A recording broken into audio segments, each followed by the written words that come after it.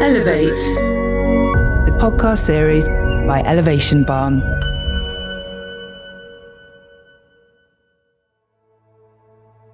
The humbling experience to be able to always understand that you don't know anything, you still figure things out, and it gives you room to experiment, make mistakes, because that's where you're learning most. If you put yourself in such a position where you need to nail it all the time, you don't give your room to make any mistakes. You need to play around with every possibilities. This is my life, and it's not about pleasing others. It's not about to get external approval, but it's, first of all, it needs to have my approval. Am I happy where I am? Can I appreciate and love myself as it is? Can I accept myself unconditionally? And when you are more comfortable in your own skin, you somehow become a more pleasant person to be around with, and people like you more.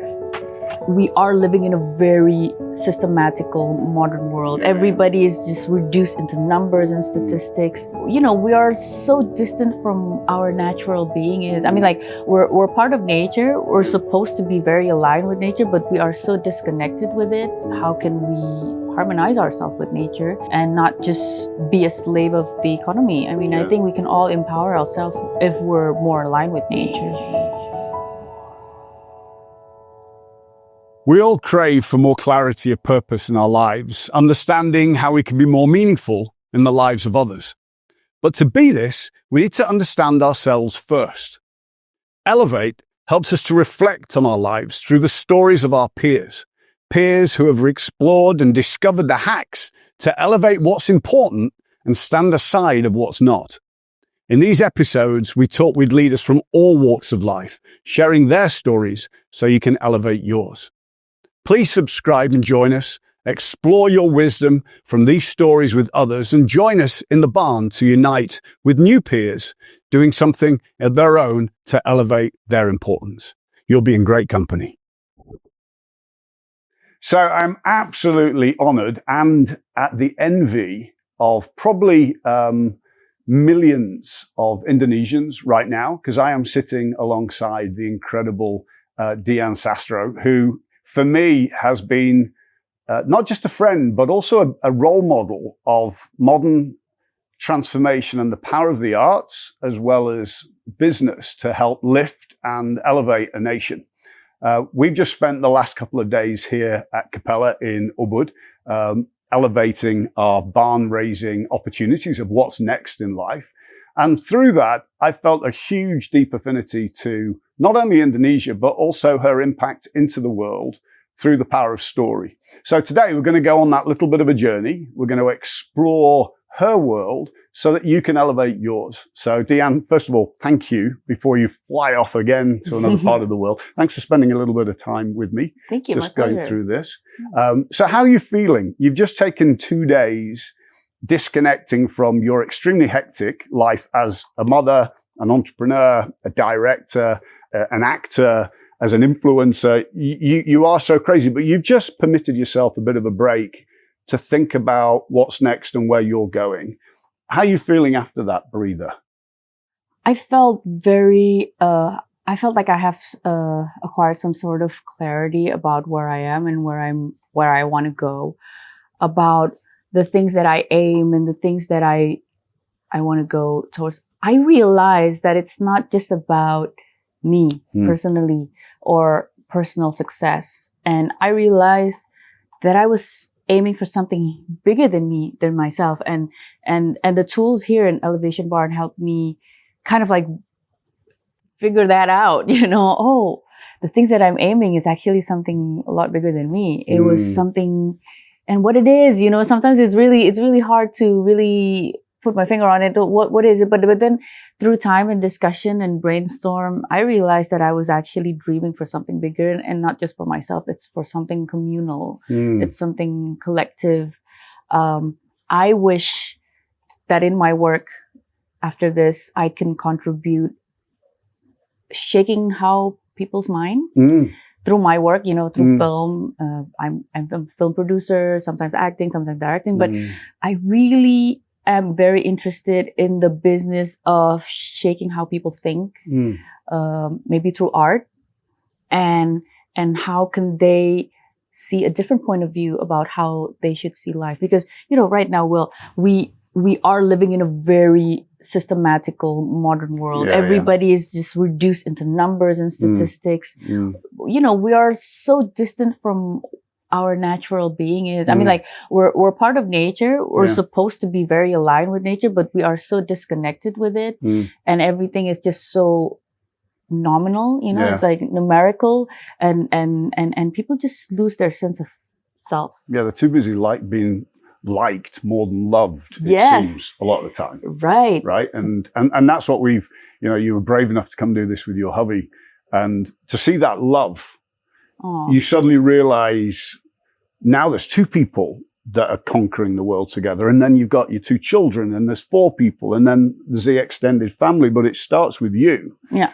And you've been brave enough to take that time to recalibrate and see what is important. Yeah, I actually feel we are very lucky to take on this journey together, because sometimes, these kind of opportunities to go into an elevation barn or like an incubation like this, you sometimes got the opportunity to go in by yourself, like through your work, your professional setting or anything.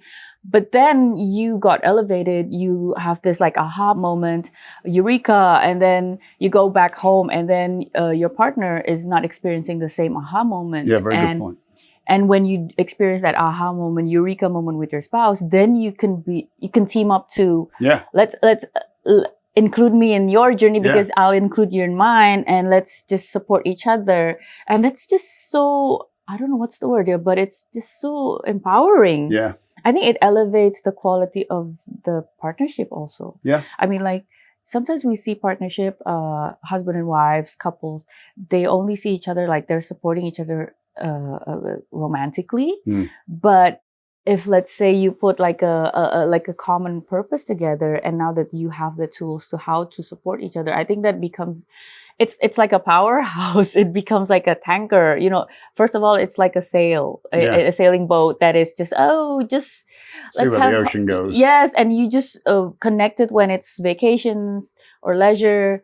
But then if it's purposeful, that it becomes like a whole powerhouse of a super tanker now, and it goes together. I think that's just elevate the whole quality of the relationship. I grin in my head because you've got two teenage children that you're going to go back to, and I imagine what they're going to say when you go back, and like, where the hell did you go?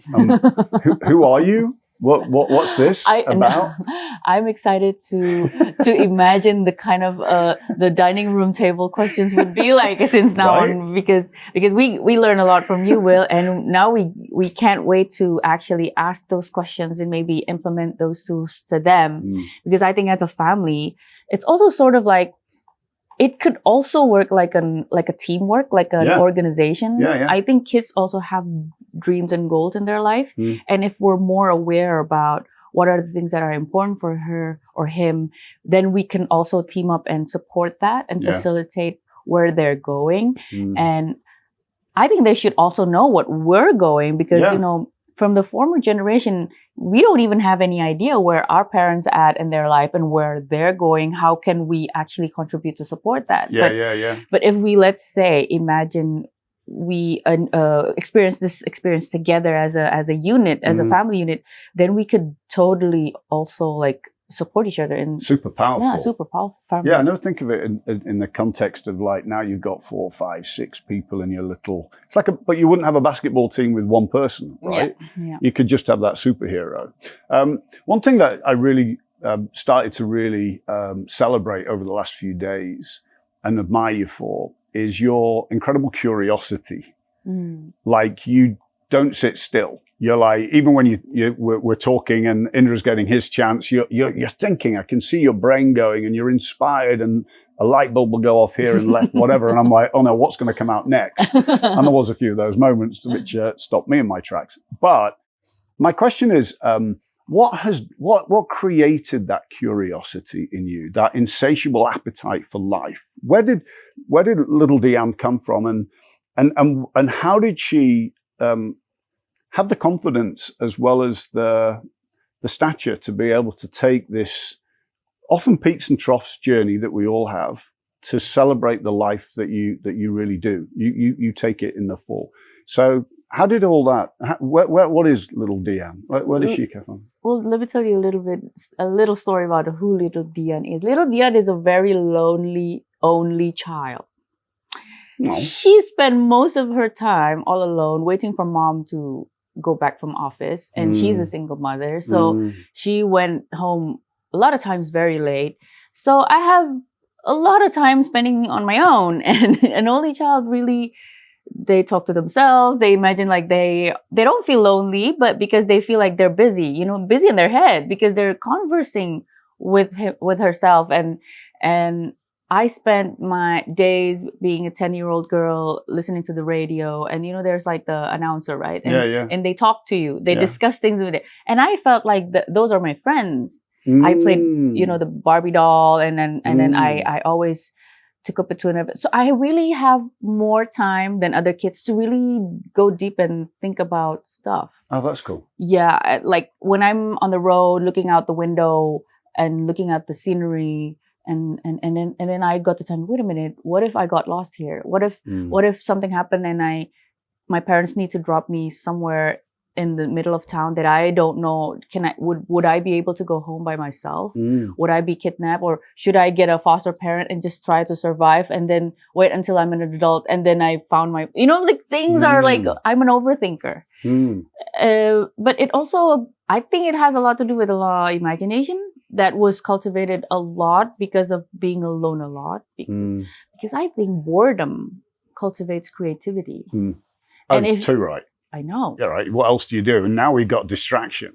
Exactly. So we don't get the chance to be bored. Yeah. And not having enough chance to, just explore where we can go. Yeah, with imagination. Yeah. So you came from this childhood of a lot of space, and then you went straight to the other end into the limelight of modeling at 14.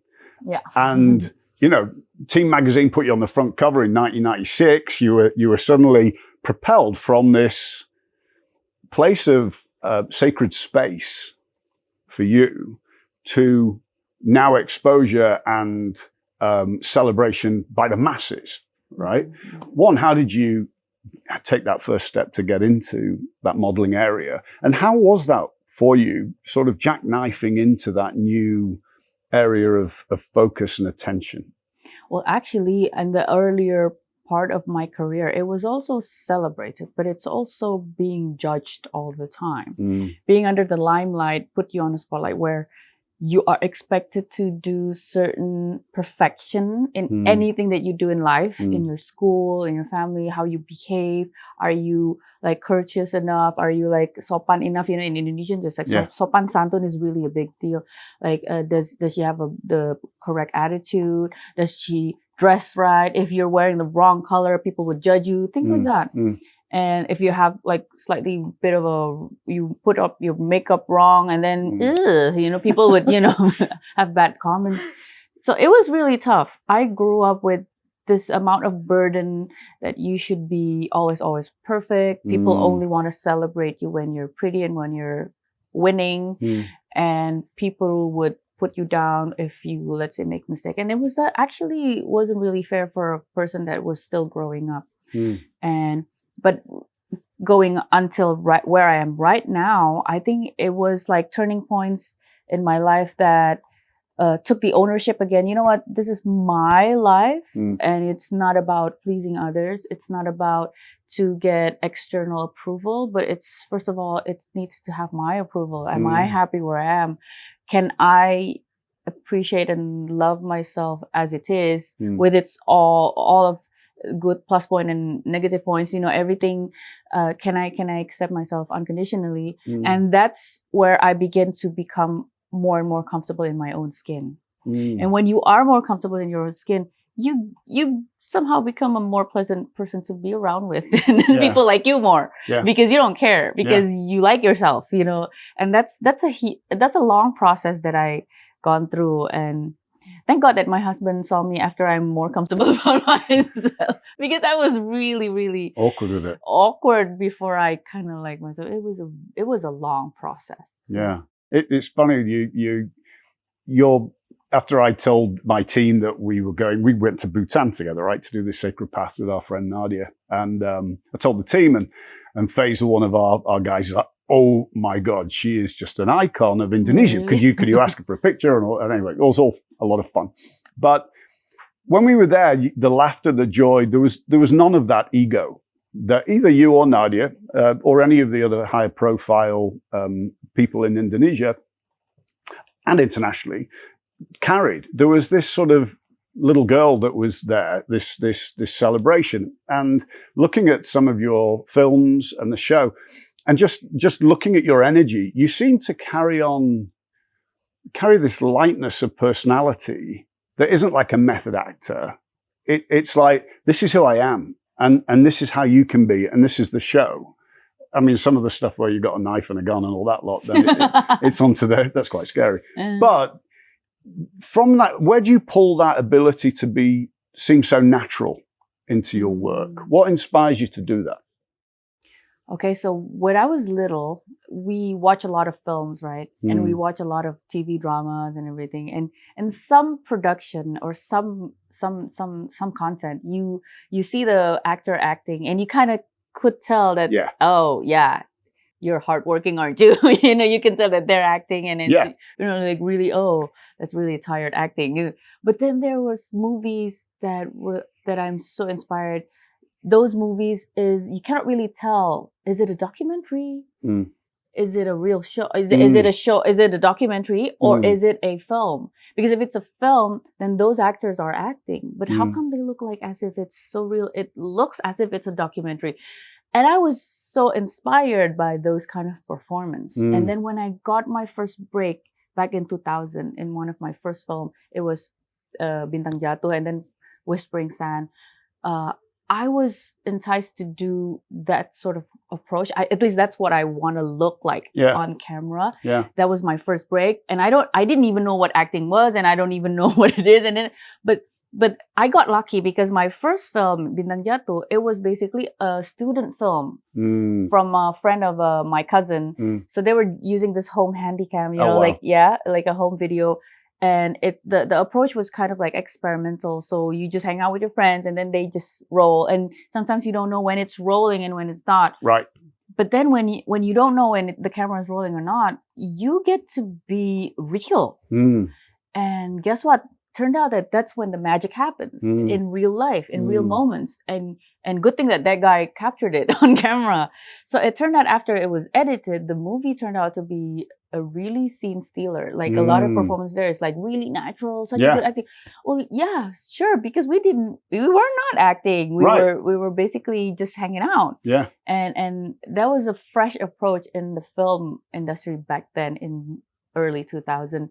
And because of that performance, I got casted for another big projects that propelled my career, which is I'm very grateful and blessed. But so yeah, that was the fresh, natural approach that I was using. But then I got criticized mid-career. I was like, yeah, she might look natural, but is she really acting, or is it just her being herself? So so Indonesians now have this certain standards of, like, the good acting would be the one that is really far from you, like something that is really transformative, which is true in a way. It's called character acting. And then moving on, I was learning more about what is straight acting, what is character acting, because basically straight acting is just basically acting without the development of the characters as much, but more into the moment reaction, which needs to be natural and spontaneous. But character acting is basically you create a new character which is so different than you are, which just has a lot of research and everything. So I'm still learning even until now. I'm still trying to fine tune my ability and still learning how to do character acting and straight acting at the same time. So yeah, it takes a lot of process, maybe a 25-year career to actually, because I was not formally educated. Yeah. I wish I could have followed that path. I wish I had the opportunity to actually formally educated in acting. But now that I'm here already, I'm still learning. And I really like the humbling experience to be able to always understand that you don't know anything, you still figure things out, and it gives you room to experiment, make mistakes, because that's where you're learning most. Although, you know, sometimes if you put yourself in such a position where you need to nail it all the time, you don't give your room to make any mistakes. Yeah. Which is not healthy. Yeah. So this is where I'm trying to do. I'm trying to free myself from all these expectations, even my own expectation for myself, to give me space to just try it, experiment, See mess something up. else. Yeah, and if it's messed up, okay, I'm gonna try something else, you know? Because in acting, sometimes you need to, I think in life also, you need to be playful. Yeah. You need to play around with every possibilities. You said something at dinner the other night when you were talking about the response. I don't know if it was about responsibility, but as a lead actor, you, the viewer is falling into that world, into that life for that period of the film. Yeah. Right. And I'd never thought of that before. I don't know why. You know, I do feel sometimes I could be Jason Statham, but there's a balance, right? But there's also what came with that point of escapism for people to go on the journey as you or the lead character, whatever. There's also an element of responsibility and accountability that can come with how you influence people. Do you actually think of what that person's thinking or could think as you're portraying a character? And does that influence how you present it? Okay. So this is really interesting. Maybe let me share you. I learned about this philosophy from a very senior director of photography that actually made a whole thesis about it. So basically, he's saying that every film audience, every film viewers that goes to the cinema basically dies for like the duration of the whole film. Wow.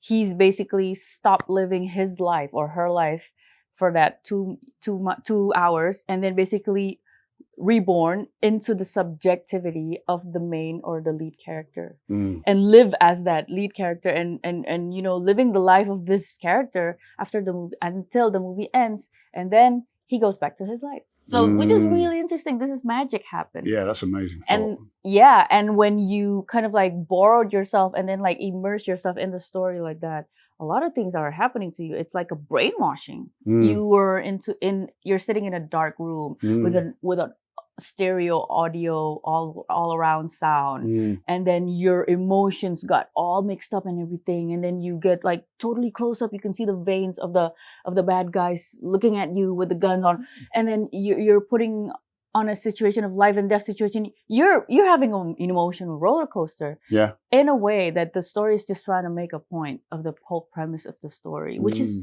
how incredible is that? How can you not want to be in this business? Right. The business of, you know, story. And casting what people can think and believe and dream. Exactly. I mean, like after the World War II, basically Hollywood is like brainwashing the whole world about the American dream. Yeah. Because still doing it, by the way.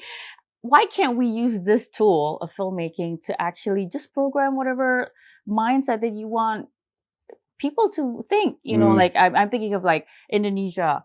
We still have a lot of homework to do. You know, there's a lot of equality, poverty, inequality in education, a lot of stuff. Yeah. And it's all about how the people think, and it's how we empower the people to be able to help themselves and liberate themselves and come up with solutions, become challenging themselves in their imagination so they can be creative to offer solutions, contribute to and to give solution to all these problems. Why can't we kind of like brainwash them to be empowered, liberated human beings, able to do creative thinking and critical thinking like that through the films? So that was actually my North Star. That's why I'm doing this. So I think what were your question again? So when I was doing the acting, the importance of that role and taking people on that journey. Right. So imagine when you're making a movie, right? Imagine, I'm going to use the analogy of an F1 team. In a team, in a Ferrari team or in a Red Bull team, let's say whichever team, there's a lot of hundreds of people, like the crews, the gas, the things on, and everybody's like cooperating in their own station. I know, but then there's only one driver. That's like if there's a spear, this driver is like the tip of the spear. Yeah. So I think becoming an actor in a film set is like becoming that F1 driver. It takes a whole village and teamwork to tell the story, but you see only the performance of the actor and how he really immersed himself into this character, and the story determines the success of the story being told through film. And if he's doing a really proper job, the audience is the one who's experiencing all of it through him. But how can he able to do that is because he needs, first of all, to sacrifice himself, to basically die as a person that he is, as a person, and then really immerse into living this character. You know, he's like the first victim of the story. Yeah. And then when he does that properly and he truly serves the story. So it's not about him. It's not about how good is my acting or how good am I on this angle. So it's not about how good you look or how good you look when you're doing it, but it's about how good the story is being told by I'm doing all this. You know, it's how like, good you connect. Yes. It's like how do you serve yourself to the storytelling? And it's interesting, like you said then, not only does the audience die for the 2 hours, the actors die to go and do that role. And I want to come back a little later for how that impacts family and process and where you're going in life. But you had this incredible opportunity, and you had this strength to be able to determine the influence you were having with people. But there was a point in your career where you kind of lost faith, it seemed, a little bit, and you took a step back to be a business consultant. Did not expect that one, which was hilarious. And I know you studied philosophy and you studied business as well, but why did you, you know what you mean? You're rising up, you've gone from front covers to inspiration to role model to now bringing stories to life to that, and now I'm going to take 6 years to disconnect. Hiatus. Why? Because I think at those times, I was seeing the Indonesian film industry was becoming a little bit more stagnant. And the films that are being offered to me is like pretty much the same or similar with the ones I just did. And it's really hard for them to imagine me playing a character that is really different than the characters that I just did. Right. You know, because this character was such a success and I got typecast to play in the simple Jane Doe, the simple goody two-shoes girl that is the main character, which is, how come like Indonesia doesn't write about more interesting stories about more interesting characters? Like, you know, and it's not happening. It's because of the producer, they're playing safe, and then the market, they're just not open-minded yet to receive or appreciate something different. So at that time, I said, you know what? I'm hitting my glass ceiling. I don't feel like I could grow intellectually, personally in this career. So you know what? I think I'm just gonna get out of my comfort zone, which is filmmaking and stardom and popularity. I just want to extract myself from that, and like, let's say I'm going to experiment by putting myself into a different new jungle right now, which is what? Consulting business. So I know that I might face a lot of hardship because that is totally out of my comfort zone. That is not my specialty. I need to become zero. Yeah. Know nothing. Yes, I am a student. I'm nothing. I'm old. I'm older than my peers because I was 25 and my peer was like 22. I graduated from philosophy and people think it's psychology. No, it's different. You know, it's a two different thing. And then when you go to the business world, you need to kind of like educate them. So what did you study in undergrad? Philosophy. Yeah, what is that? Yeah. That's like figuring out how people feel, right? No, that's philosophy, by the way. And then when you're there, you need to educate yourself, learning their tools and how business works. And then you need to perform and convince them that you can actually perform and contribute. Yeah. That you're a fast learner. Yeah. So I was spending days or nights in the office and really like put my ego and my attribute. I feel like I'm a nobody. even though every time I go to the clients, and then clients was like, "Oh, you're Dian Sastrowardoyo, right?" Yeah, Can how do take you a picture separate of you?" that? Oh my God, it's just like being No, bullied. I'm a business consultant. Yeah, no, yeah, no, no, no, no, no. Yeah. No, pa, because I need to still like be Yeah. sopan and whatever, right? So I was like, no, pa, I'm here as a consultant. I'm one of the, So fun. I'm the team of pa. My boss was Silvano Damanik, and if I give you a picture, then another invoice Can we will get come. some more? Yeah, exactly. Yeah, that's my more. manager will That's give you funny. a different invoice. So I'm saying no politely. Funny. That's a good one. Yeah, but it's so empowering because then I know, oh, wait a minute, I can actually do this. I got Yeah. promoted. Yeah. I spent 3.5 years as a business consultant. I got promoted into associate consultant, and I found out a new thing about myself. I'm actually not bad.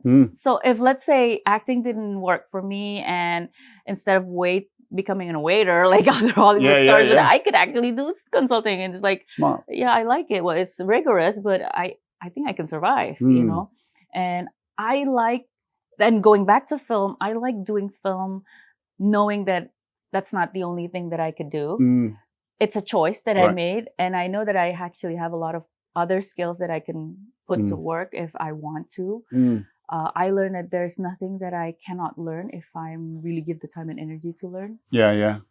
And you leverage that as a next step to go into directing. So now you're controlling your own destiny, you're controlling the narrative, you're helping control where the audience can be taken versus following the director. How is that? And what have you changed by becoming a director? And a producer also. Right, and producer. So after understanding the business world and how business works, right? Basically there's capital, you need to like ROI and everything. Yeah. So I now understand the business side of filmmaking, and now I know that I can also work in that field also, and now I have the business acumen needed to, you know, becoming a film producer. Maybe before, when I was just still acting, and if I haven't got the opportunity to jump into consulting, I wouldn't have this knowledge about how business works, about different, you know, about what are the interests of business owners, like shareholders. How do we increase value? How do we make them happy?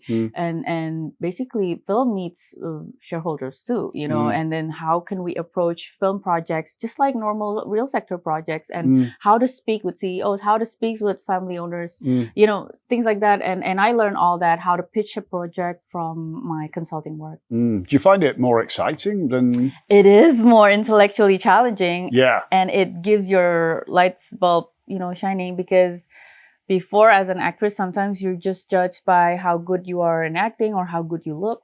But here you're expected something else. And that excites me because I know I just found out I have it. And I like that. But you still have that. You just came back from Malaysia, you know, presenting your latest project, and then you're still keeping your feet in both buckets, which it's like Clint Eastwood, right?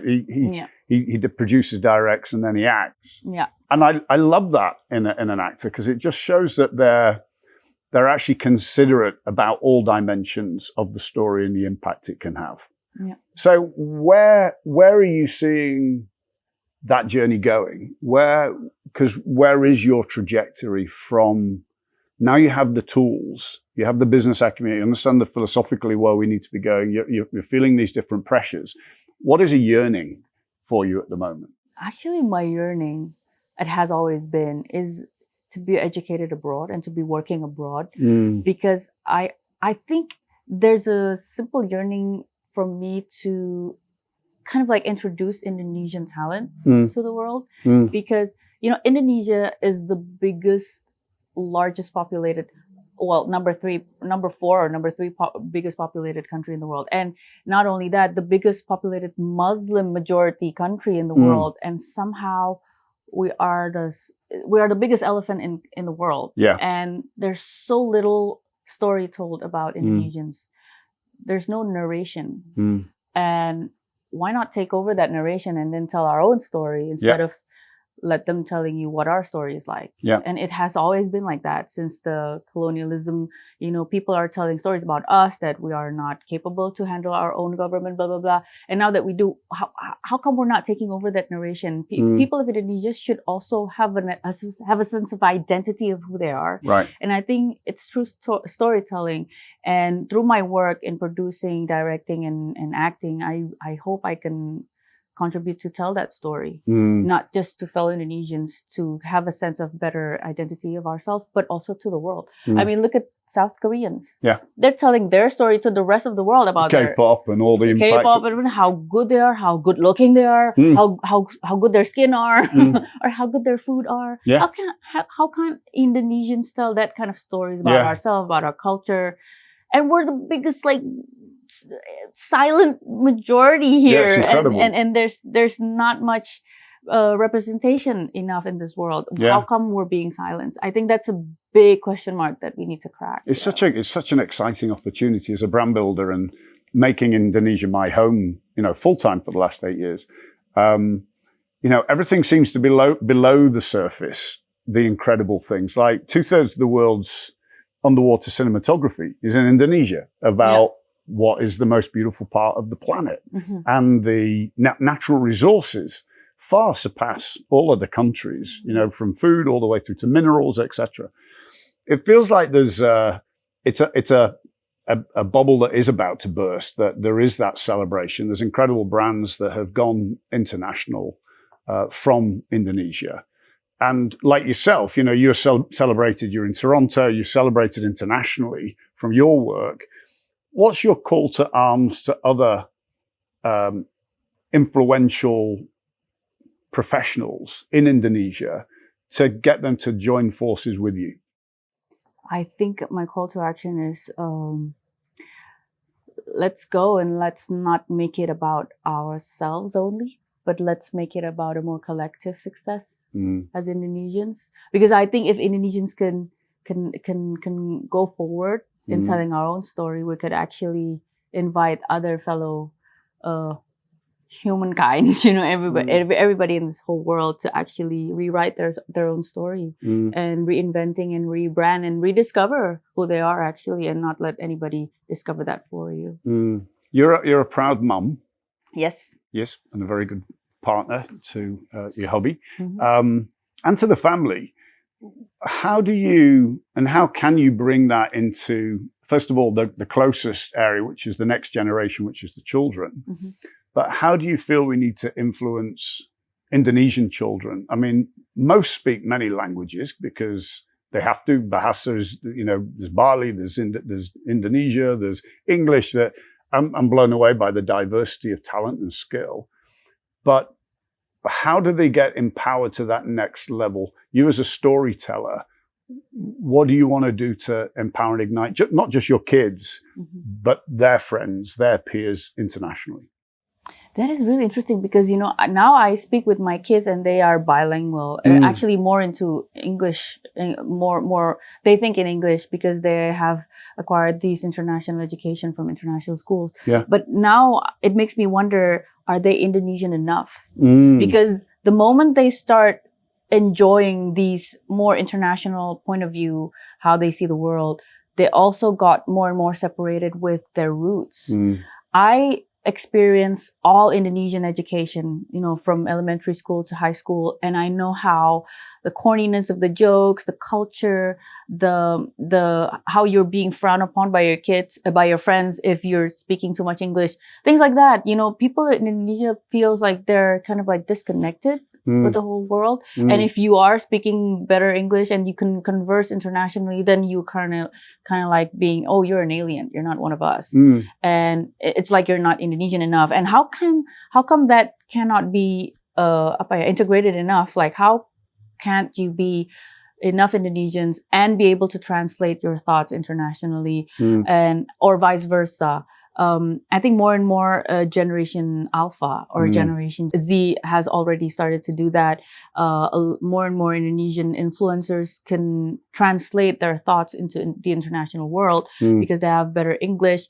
But at the same time, we should also be rooted and be grounded. I mean, we should also feel connected to all these farmers and really simple ibu-ibu in the market, because that's our family too. Yeah. And you should not feel like you're different than them because they are us.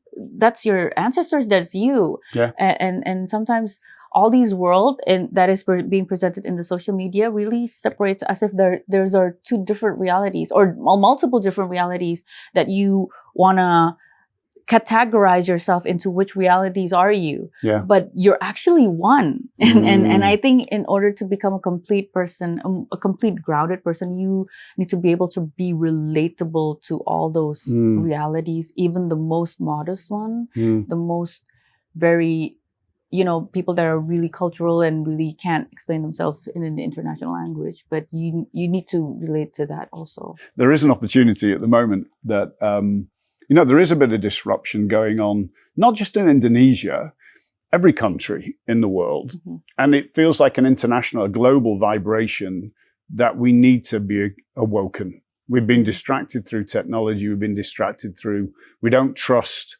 governments. We don't trust currencies. We don't trust climate. We don't trust religions. There's this huge disruption.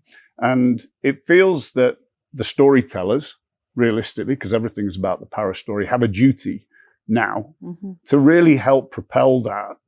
How can the international scene help Indonesia?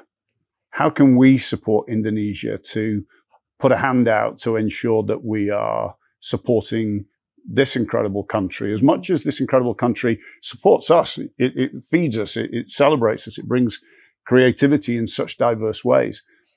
How can we reciprocate? How would you like others to reciprocate to help and support Indonesia? I think the international world, the Western world, should also learn a lot from very, very early Indonesians that are more aligned with nature. I think we are also, as Indonesians, we are still learning or relearning that wisdom from our elders. How can we live side by side with nature instead of like exploiting it, you know? And while we're learning, I think we can invite more and more fellow Western world to actually learn from us. How can we harmonize ourselves with nature and not just be a slave of the economy? I mean, I think we can all empower ourselves if we're more aligned with nature. Yeah. I love that. And you're now part of the Elevation Barn family network. We have people who live in 48 countries, from 180 industries and disciplines. How can we help Dian? Well, you can watch my movies. The new ones which are changing the world and all that. Yeah. Well, right now I want to educate myself into becoming a better writer and a director, because I think I'm going to go back and write and direct some more movies, especially after going back from all those film festivals. It inspires you as much. I really also want to improve my skills in acting, because I think that's also a lot of commitment and devotion towards the craft. I hope more and more Indonesian films can be watched by a wider audience, not just Indonesian market, but also international market, because it not only speaks about the internal narration of Indonesians, but it also speaks a lot more universal values for the whole world. And I think if you invest in Indonesian film, that'll be great and awesome, because yes, we do need investment in order to grow. Yeah. And with more trust, it's opening a lot of opportunities and enables us to go into more different markets and spreading the messages and the stories even more widely. And you're a huge advocate and supporter to help women in business and women in film and young girls and stuff. What would you say to little Dian and the young ladies out there that are looking for your motherly hand-holding, your queenly guiding perspective, just to help them get on the ladder and make sure that they're going in the right direction? What piece of advice would you love to give them?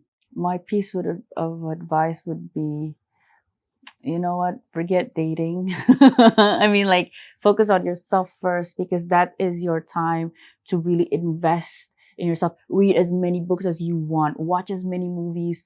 Listen to as many rock band albums, whatever. Learn as many musical instruments, because that is your time. While you're single and while you're still having a lot of time just to spend on your own, that's when you grow. You know, a lot of learning and growing and absorbing stops when life begins, which is you start committing yourself into a serious relationship, or once you're married and you have kids, then it's the time you need to attend them. But when you attend only yourself, go what do you want? Watch as many shows, theater shows as you like, watch as many ballets, a lot of the absorb the arts, absorb everything, absorb books, learn, study, invest on your friends. And celebrate that gap in between the actions, the silence, the space that you had.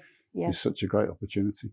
I know the clock is against us, and you have to get off. I thoroughly enjoyed our time together today, but I've thoroughly enjoyed the path that we've been on, and I'm thoroughly excited to support you and Indonesia and your family on the journey ahead. So thank you for letting me into your life and your sphere. Oh, thank you. And thank you for being such a spectacular role model for Indonesia and for women and leaders the world around. An absolute delight. Thank you, Dian. Thank you. Thank you.